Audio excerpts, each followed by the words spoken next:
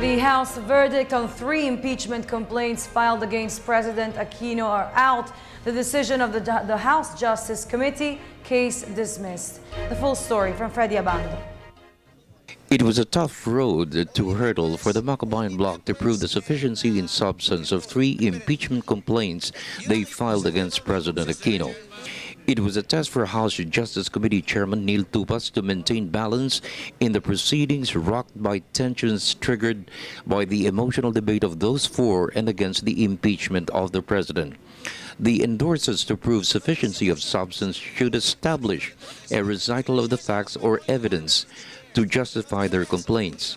Let it be clear that the standards that we've followed during the impeachment of the Ombudsman Gutierrez will be the same standards that will be used today in determining the sufficiency of substance in the impeachment against the President.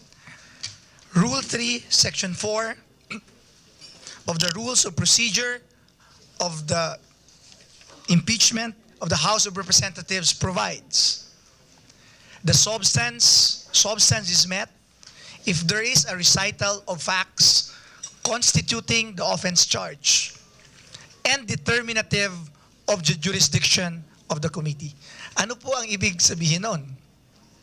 Ang ibig sabihin lang nun, dun mismo sa recital of facts ng complaints, hindi na po tayo lalabas pa dun sa complaints.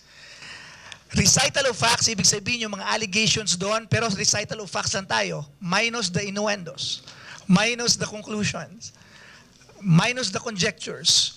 We just stick on the recital of facts, and based on the recital of facts, we will relate it. Is there a culpable violation of the Constitution committed by the President? Is there betrayal of public trust committed by the President? Is there graft and corruption committed? 2 of the complaints focused on the President's implementation of the Disbursement Acceleration Program, declared unconstitutional by the Supreme Court.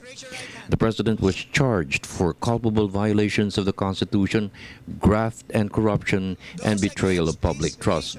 Bayan Muna Party-list Congressman Neri Colmenares stressed the realignment of savings to create DAP amounting to 144.7 billion pesos allocated for 167 projects violates the provision of the Constitution which gives Congress the power over the purse. However, it was made clear by those for the President that every chief executive as provided for by the Constitution has the power to realign, a practice of every president since 1987. Sa ilalim ng DAP, inagaw ni President Aquino ang bilyon-bilyong pondong aabot na higit 157 billion mula sa mga programa, aktibidad at proyekto na pinaglaanan ng Kongreso at ng GAA.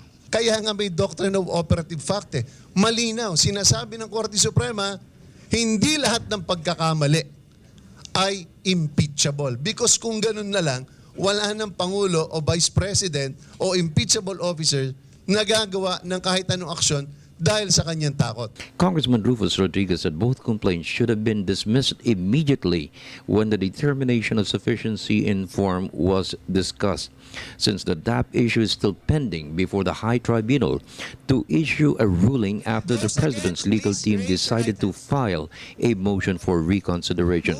So with the complaint related to the constitutionality of the Enhanced Defense Cooperation Agreement.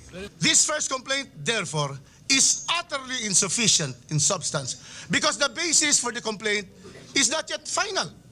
A premature complaint, distinguished colleagues, has absolutely no cause of action, of no legal effect whatsoever, and is a scrap of paper.